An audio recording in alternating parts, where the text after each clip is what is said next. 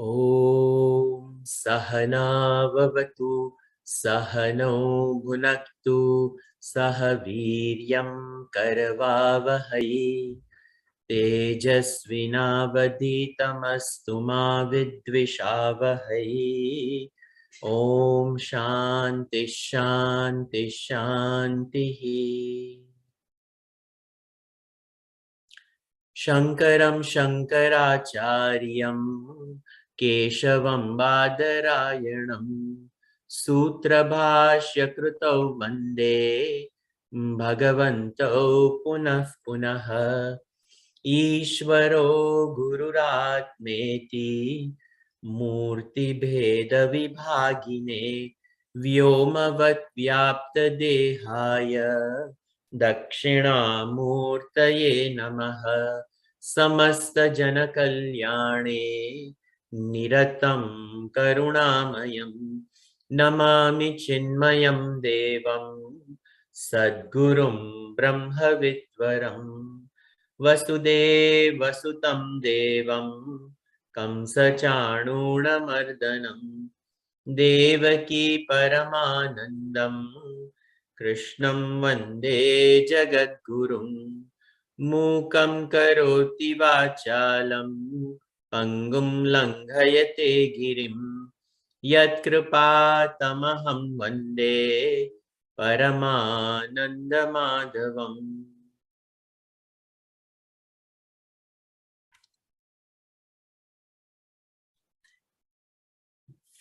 We are seeing the 6th chapter of Bhagavad Gita, and we are in a section where, starting from shloka number 20, Bhagavan gives in up to shloka number 23, Bhagavan gives 7 definitions of samadhi. And we saw in shloka number 20, Bhagavan nicely talked about yatro paramate chittam niruddham yoga sevaya yatra chaivatmanatmanam pashyannatmani tushyati. We very beautifully, Bhagavan over here talked about yatra uparame chittam niruddham yoga sevaya. So yatra yoga sevaya niruddham chittam uparame. So the first definition of samadhi is because of the practice of yoga. Every word is so important. Very important. Chittam uparame over here. That is the first definition of samadhi. Samadhi is where the mind uparame, it ceases to be, it silences. Our mind is like an ocean on a full moon day with full tide, continuously waves and waves of desires are rising. This is how our mind is, a typical mind. But out of practice, day in, day out, day in, day out, leading the mind to the higher, pacifying the mind. Just today, what I was talking about, Goddess Saraswati, continuously repeating a mantra, leading the mind to the higher, and leading the inquisitiveness of intellect instead of treading the entire world of pluralistic world upon understanding that it is only a futile effort as the whole world is perishing.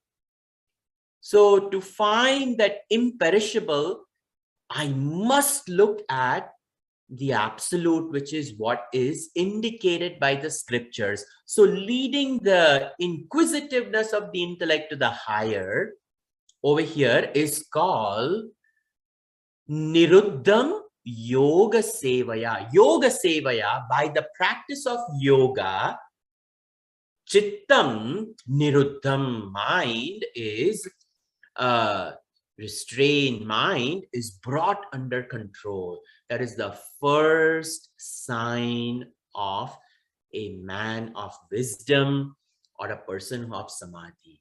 We saw in Pujya Gurudev, no matter how much work he produced, morning till evening, busy, busy, busy, building the building blocks of Chinmaya mission.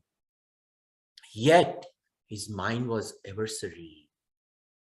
Whatever question was asked, the answer was not thought out. It arrived from the deepest portion of his being. And the answer would be absolutely right. This is a sign of a man of wisdom. So, yatro paramate chittam niruddham yoga sevaya. And what is the second? Yatra cha eva atmanam atmana atmanam pashyati. By one's own self, one's own higher self within, by the lower self, the higher self within is seen. Yatra cha eva atmana, by one's own self. Which self? One's own lower self, atmana, by effort. Atmanam, atmanam, the capital S self. And pashyati, it is as though they see. That absolute Om over here in this BMI chart, this absolute self is seen. It is seen within. And I talked about both Savikalpa Samadhi, Savikalpaka Samadhi, and Nirvikalpaka Samadhi. The Savikalpaka Samadhi, one's own Bhagavan, one's own Lord is seen within. And when the darshan of Bhagavan happens within, what is the pashyati, atmani tushyati? The person is just absolutely overcome with absolute satisfaction. Nothing is left. We saw this last week. Then we also continued with shloka number 21. This is where we left off. Sukhamatyantikam yattada buddhi grahyamatindriyam vetyatrana chaivayam stitas chalati tattvataha. The second definition of a person, second definition of samadhi in this chapter on meditation, atyantikam sukham. Our sorrows, our joys are temporal joys. Temporal joys meaning our joys are based upon the objective reality where the joy has a starting date and time, and the joy also has the ending date and time. As the object arrives, it brings about the joy, but in the disappearance of the object, the joy also fades. So our life is boiled down to Vastu, Vyakti, and Paristiti. Vastu is object, Vyakti is people, Paristiti is situations. So our joys are based upon people, situations, and objects.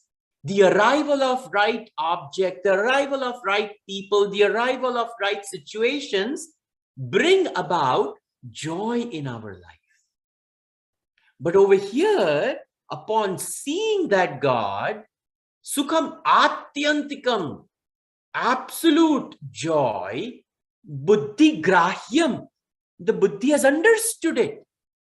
Like what I mentioned last week, the Buddhi grasped it, but Atindriyam, it is beyond the senses. What I mentioned, the objects, the situations, and the people are the objects of the senses. But over here, there is no object to be grabbed by sense. It's not an object. It is not a person. It is not a situation. It is beyond objective reality. So the Buddhi, for the first time in its life, has grasped something which is beyond the scope of senses. Typically, the Buddhi, the mind, leaks out via senses, pervades all the objects. This phone which is in my hand, the mind leaks out, pervades it, brings this information, throws at the feet of the intellect, and the intellect realizes, it is a phone. Not only is it a phone, it is my phone. And then all the, how much, who gave me and how much it is and blah, blah, blah, blah, blah. But when we meet Lord Rama, Krishna, Bhagavan in our exalted state of samadhi, savikalpaka samadhi, the Buddhi is seeing Rama. The Buddhi understands, but the Buddhi is baffled because the information is not passed on by the senses as an objective reality. It is subjective. Within its own self, it has seen Rama.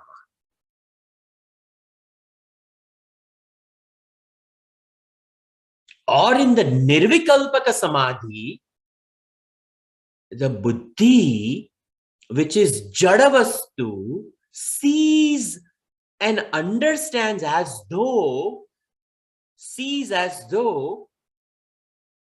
Chaitanya. Imagine the Jada is experiencing Chaitanya, which is not possible. Yet it is possible, and that's why this line is there. Buddhi Grahya. The intellect is the only equipment in us to know. This is the only equipment to know. But it is matter. It is born out of matter, subtle matter. And that subtle matter now, it is grasping Chetana Atma. Buddhi Grahya, it is as though it has apprehended it, but Atindriyam, it is beyond the senses. So this happiness is not a temporal happiness. That is what is mentioned over here. Buddhi Grahyam, Atindriyam. The intellect grabs it, but it is not temporal because it is beyond senses. Senses work in the domain of time and space. This is beyond time and space. So the joy is inexhaustible joy, is the joy experienced in samadhi. Sukhamatyantikam yattada buddhi grahyam atindriyam veti. He realizes.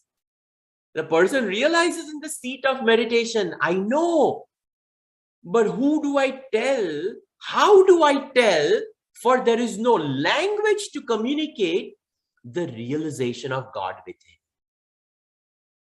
Veti yatra nacha evam stitas chalati tattvataha.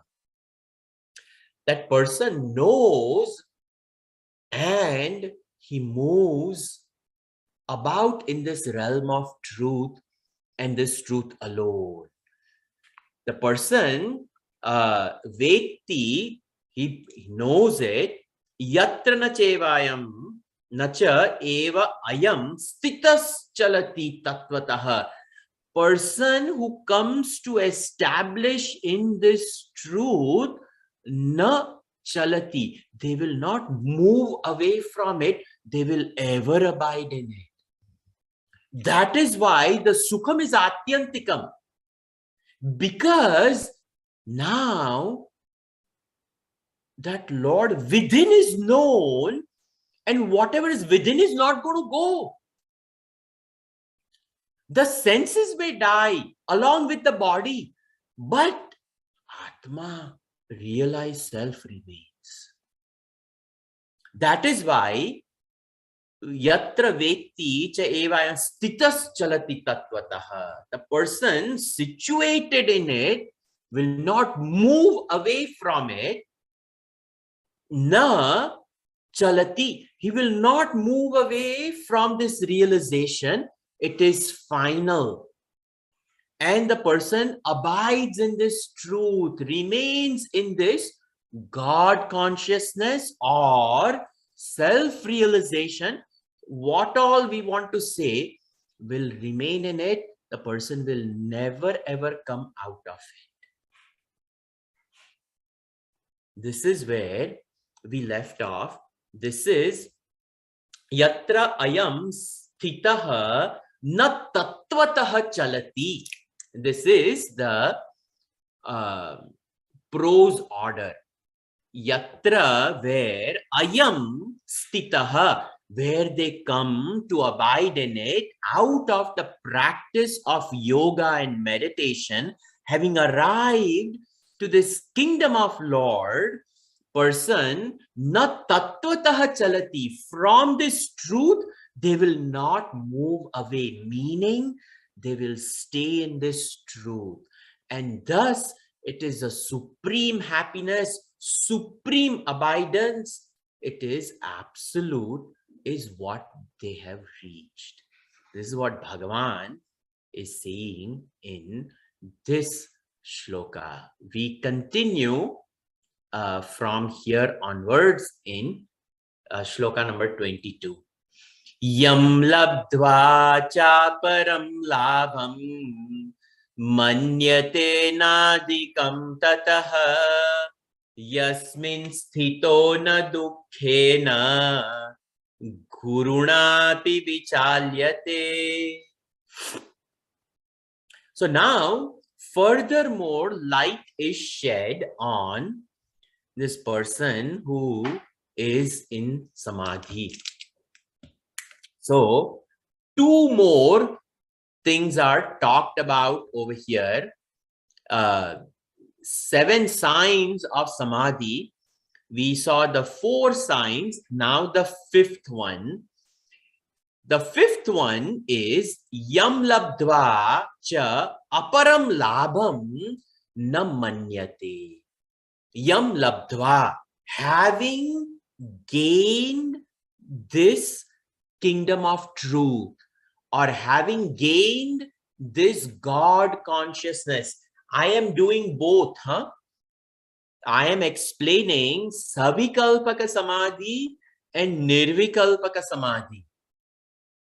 Bhagavad Gita clearly over here in this chapter is Nirvikalpaka Samadhi. But Nirvikalpaka Samadhi is very difficult to attain without Savikalpaka Samadhi.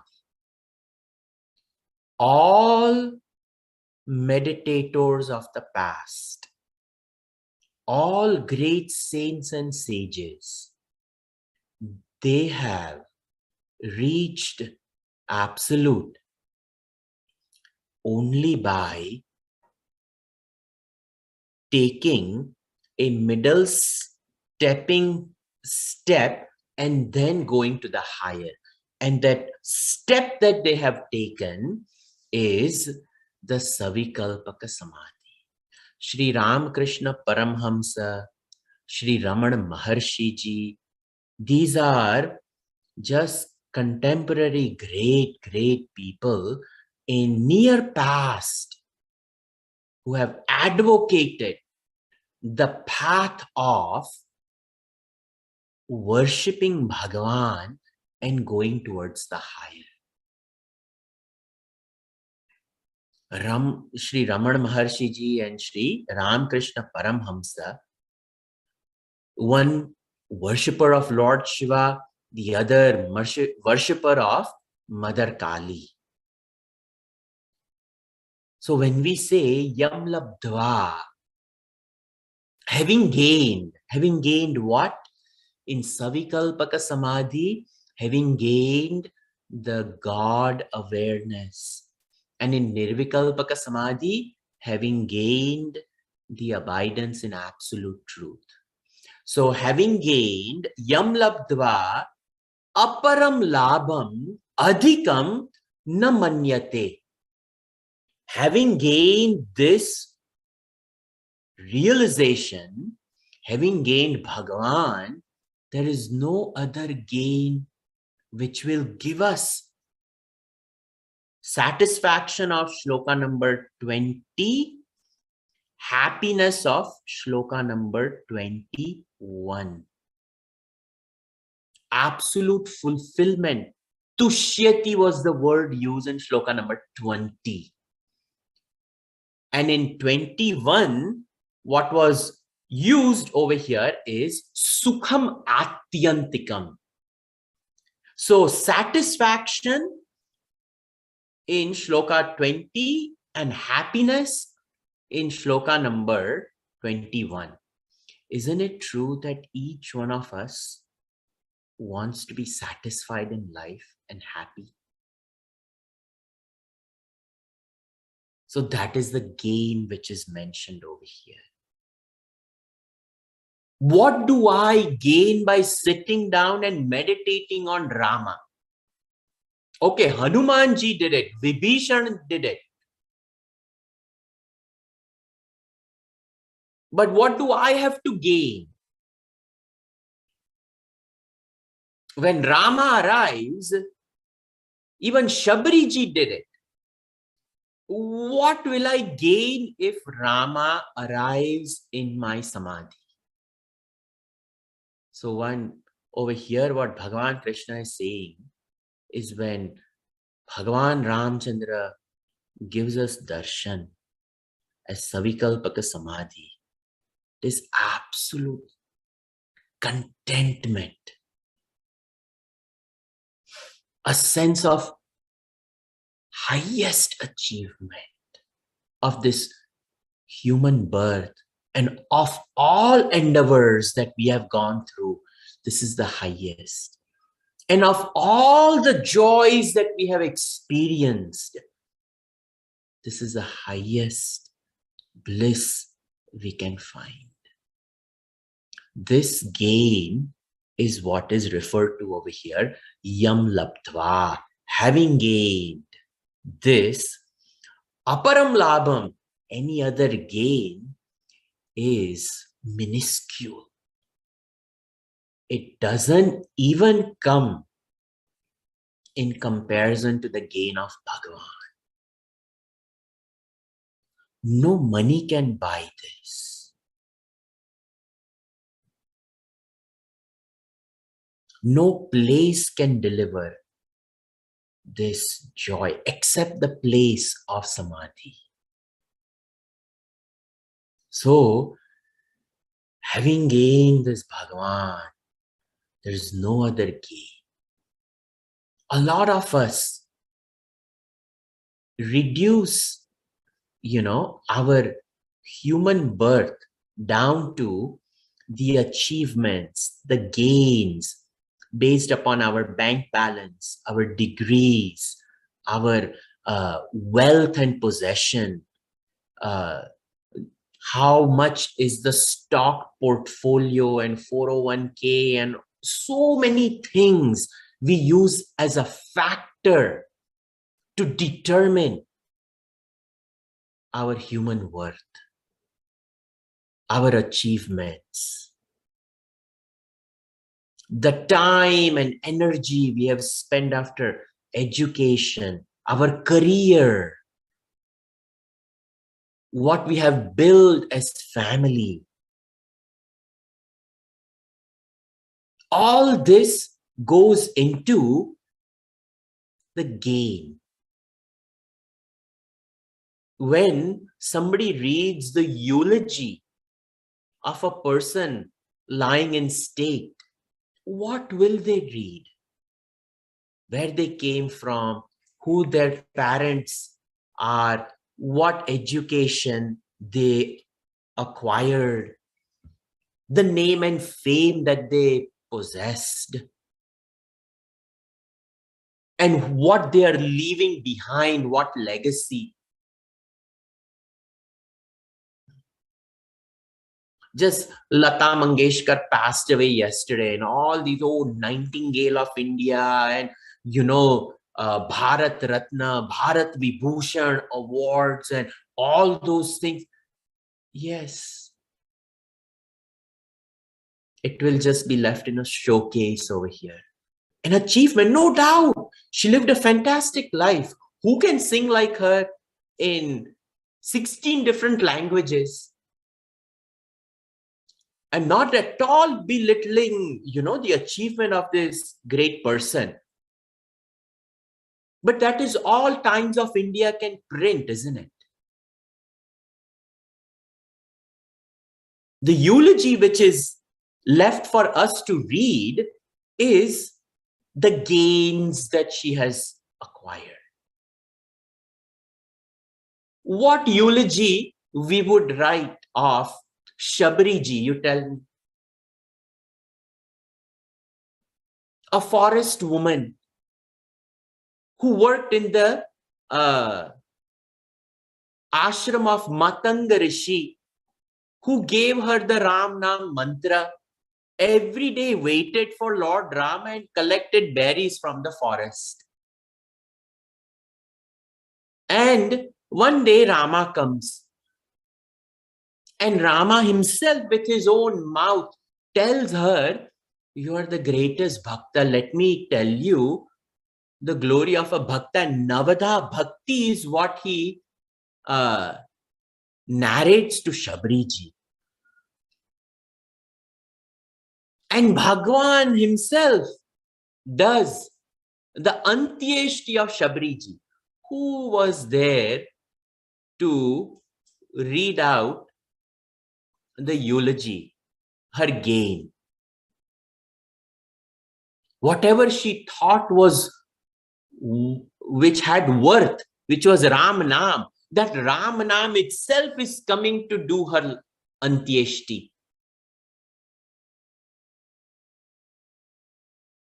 What else? So what Bhagavan is saying is, what is of value to us?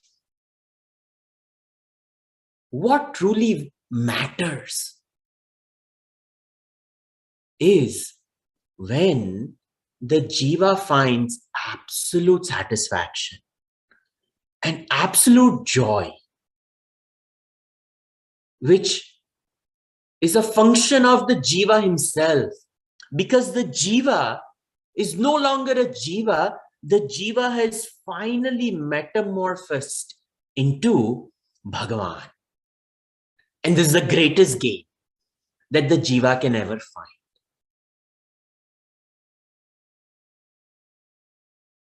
That is, yam labdva aparam labham na manyate. Yasmin stitaha gurunapi dukkhena na vichalyate. And having gained this and having established in this absolute joy, the kingdom of joy and the kingdom of self-satisfaction, gurunapi dukkham, the highest type of sorrows, na vichalyate, they will not be shaken from it, moved by it. We see the stories of great saints and sages. Their children die in front of their eyes, which is the heaviest sorrow that a parent can go through. There's a great poet saint of Gujarat, Narsi Mehta. His wife dies. His son dies. He's seeing his daughter-in-law become widow. Everything disappear in front of his eyes. And he writes a poetry on it. Bas.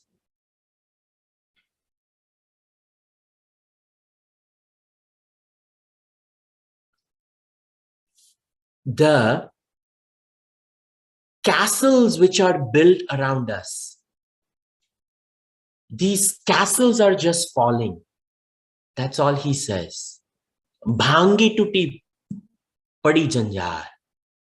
The whole castle of life which was around us just crumbled and fell down. Bhave nirkhya Shri Bhagavan. I have seen Lord within. What else? The outside castle has fallen, but the inner kingdom of Lord is built. The actual dwelling place is not the outside home that we have built, but the robust kingdom of heavens whose doors have opened up for us on the inside. This is what the gain of samadhi leads a person to. Heaviest of sorrows, they are unmoved by, for they have already entered the gateways of heavens. Yasmin stitaha, having abidance in either savikalpaka samadhi or nirvikalpaka samadhi, whichever. Having this Bhagavan, having reached Bhagavan, imagine the doors of Vaikuntha open up, Jaya and Vijay open it up for us. And that Jaya and Vijaya is nothing but victory over mind, and victory over buddhi is called Jaya and Vijay. And the one who is narrating this Gita, what is his name? Sanjay. Samyak Jai. The greatest victory is he is seeing Narayana. And to whom is he narrating? The blind one.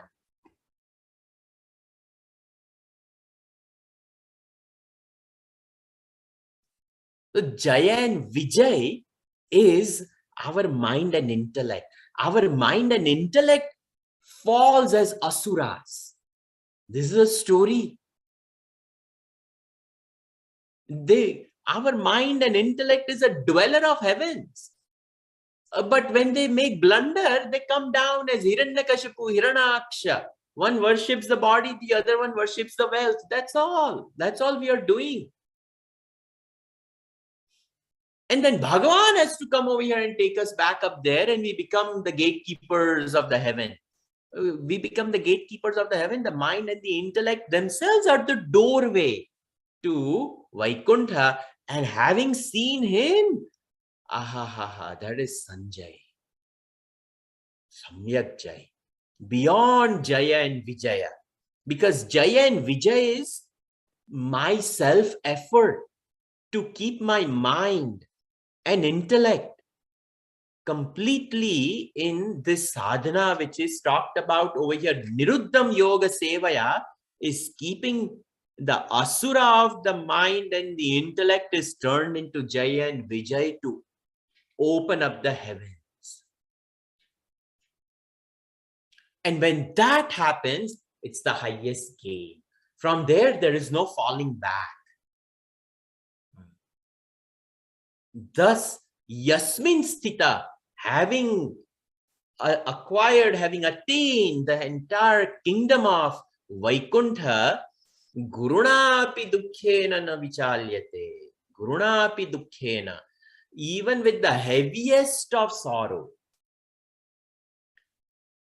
Guru over here, don't think Guru is the teacher. Guru in Sanskrit also. Laghu, light, Guru is heavy. So over here, Guru meaning the heaviest of sorrows. Na vichalyate. So, yam labdva cha aparam labham na manyate. So, gain, the highest gain is Bhagavan. Then, upon this gain, the person is so transformed that no matter what happens, they are unperturbed by the material world. And that is the sixth insignia of self-realization. So the 7 definitions of samadhi, we saw, first one being chittam uparamet, then atmanam pashyati, sees Bhagavan within. Third, sukhamatyantikam, highest type of joy. Fourth, over here, Vetyatra chaiva stitas chalati tattvataha. Having gained this absolute, one will never fall back. Fourth one in shloka number 21. Shloka number 22, fifth one, yam labdva, having gained, there is no other gain. And over here, the sixth one in shloka number 22, second line, the heaviest of sorrows will never ever disturb such a person of realization. In this way, these are the 6 definitions. The 7th one we now see. The next shloka number 23 is number 23. Tam vidyat dukkha samyoga viyogam yoga sannitam sanishchayena yoktavyaha yogo nirvinna chetasa.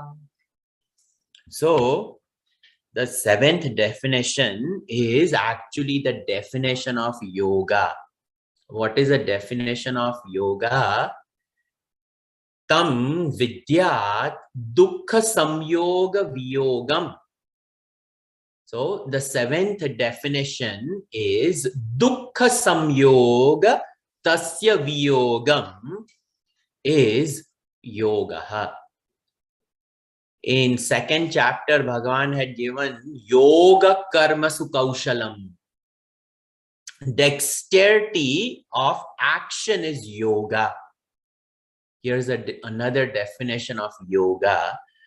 And this definition of yoga, yoga meaning yunjati yoga, to unite. And to unite, effort is required.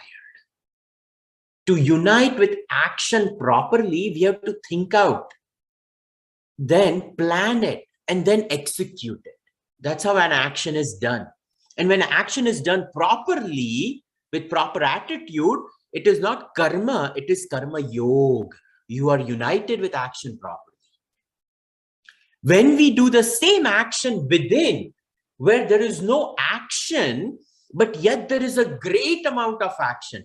We are physically just seated, eyes closed, all senses closed, and the mind and the intellect are withdrawn from the world. But upon withdrawing, we are employing them to go higher.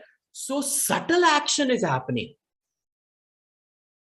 And that subtle action is even more powerful and requires even more agility, because outside action, I have something tangible to hold on to. But the inside, climbing the ladder of spirituality, there is no tangible things that we can hold on to climb in the seat of meditation, except hold on to a mantra, hold on to a vision of Bhagavan. But that's difficult to do because the mind is fickle. The mind runs here and there, here and there. We have to grab that mind.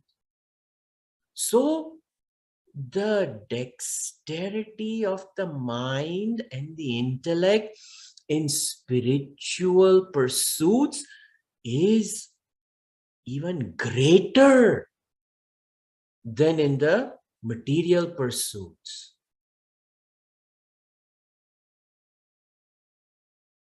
Imagine, a surgeon very finely doing surgery. So much dexterity of the hand is required because one wrong move can damage the patient. Now imagine the subtle surgeries of reconstructing the ways in which your mind has been thinking all these ways, all these years. Oh my God. That is even a greater surgery.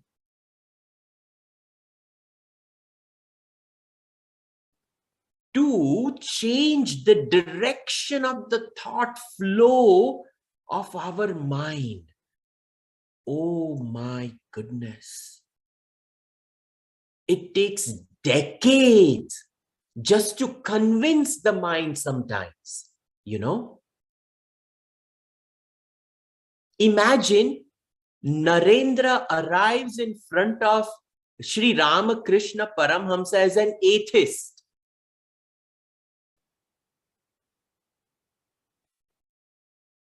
Or an agnostic. And not only Sri Ramakrishna Paramhamsa has to make him a theist, but upon making him theist, he has to inspire him to go on the greatest spiritual journey called meditation.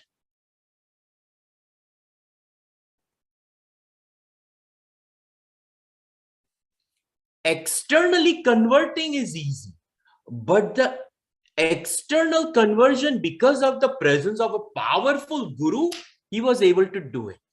But internal conversion, taking that mind up,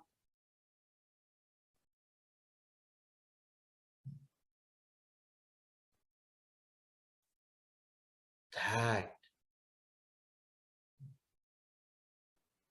one of the favorite quotes of Vivekananda, Kshurasya dhara nishita duratya durgam pathastad kavayo vadanti, a mantra from Katho Upanishad. Kshurasya dhara. Spirituality is like walking on a razor's edge. Because a fall may slice the mind in such a way that to suture that mind on the inside sometimes may take lives. An external fall, recovery is easy. Orthopedic surgeon is one who helps out. But when the mind breaks,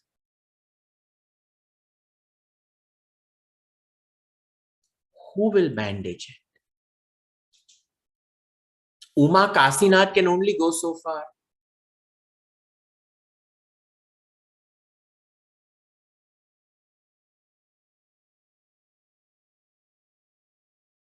Spiritual fall.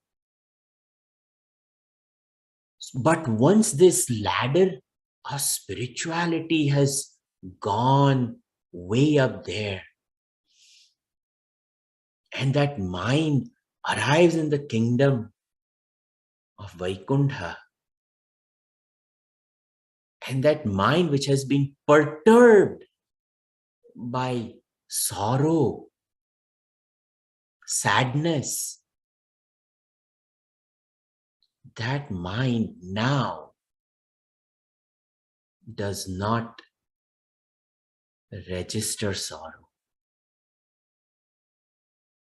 So, tam vidyat, come to know, dukkha sanyoga, the union with sorrow, tasya viyog, the disassociation from the association with sorrow is yoga.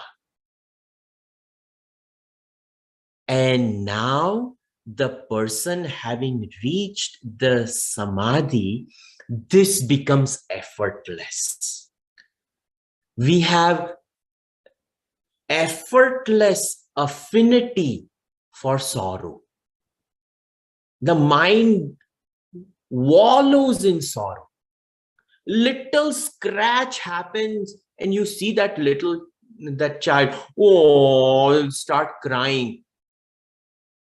And that band-aid has to be put. A tiny little mosquito bite.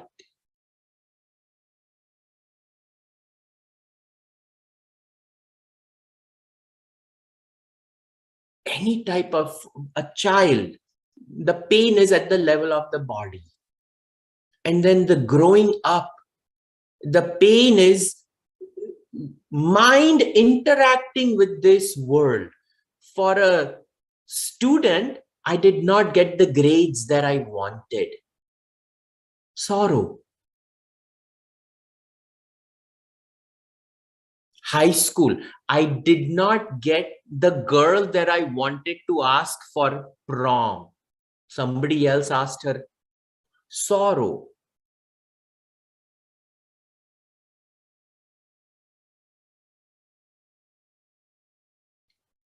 Prepared for the interview, did not get the joy, did not get the job that I wanted. Sorrow. So in life, we have to learn how to deal with sorrow first. Dealing with happiness, it is all as though that's our second nature. But this mind, when we hit roadblocks, it gets dejected and rejected very quickly. And once it gets a hit, this mind remembers the hits. But for a yogi, the minute the union with sorrow comes, that alert intellect dissolves it right there and there. And it doesn't allow that mind to build a story of that sorrow.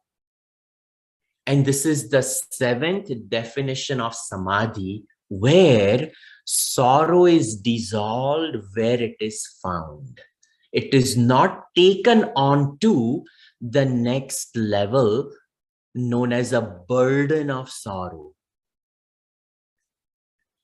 Sanishchayena yoktavyam yogaha anirvirna chetasa. For this yoga only arrives to a person who has dexterity of the mind and the intellect complex to meditate and to stay focused. Such a person reaches the state of disassembling sorrow as effortlessly as a 30-year-old mechanic of a car who sees it and knows exactly how to take apart and put it back together. In the same way, the one who has done the journey of meditation, they know how to disassemble sorrow. These are the 7 definitions of samadhi. Thus, this section, Shlokas 20 to 23, they go together. And that's why in Gurudev's book also, all of them are together. And then a commentary is given on this whole section. So this is disassociation from the association with pain and sorrow is considered to be yoga. So the climbing the spiritual ladder within allows us to disassemble unimportant parts of our life effortlessly. And this is what meditation does. Continuing, shloka number 24. Bhagwan is getting his explaining with great amount of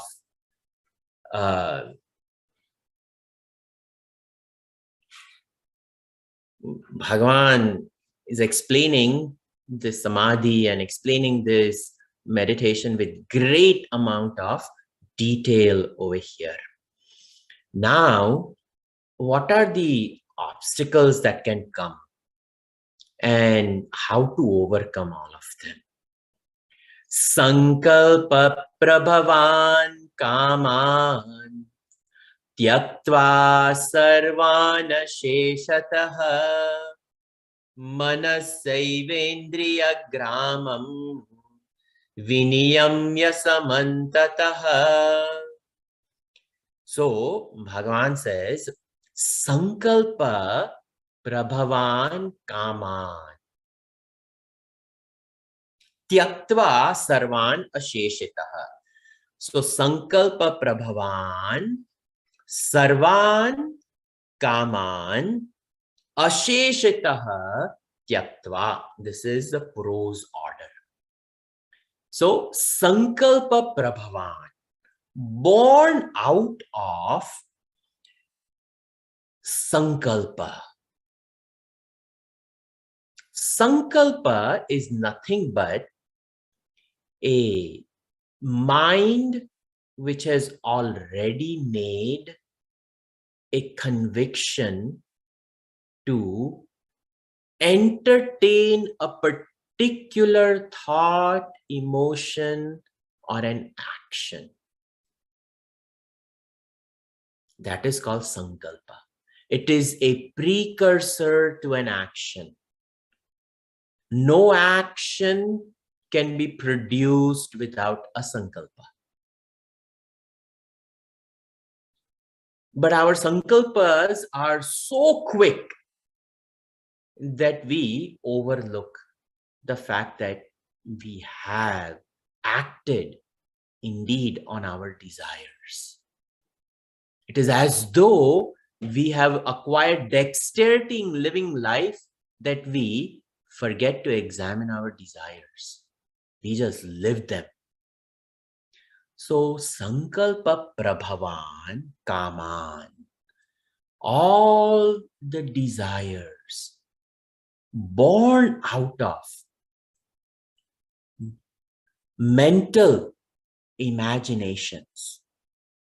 The desire itself is strengthened when the mind gives it attention again and again and again. Tyaktva, having given up, sarvan, asheshetaha, in its entirety, completely, by what? Manasa, the mind which is imagining all these, manasa, indriya gramam, which dwells in the village of senses, because mind is the king of the senses. It presides over the 5 organs of perception and the 5 senses of action. 5 senses of action, 5 senses of perception, and the mind is the king of them. So presiding over all of them from all sides, when we give up mentating consciously to fan and to create more desires, to fuel the village of senses, it is at that point when we start rising in our meditation. To rise in meditation, we have to consciously make an effort to reduce our desires. Indirectly, this is what Bhagavan is saying.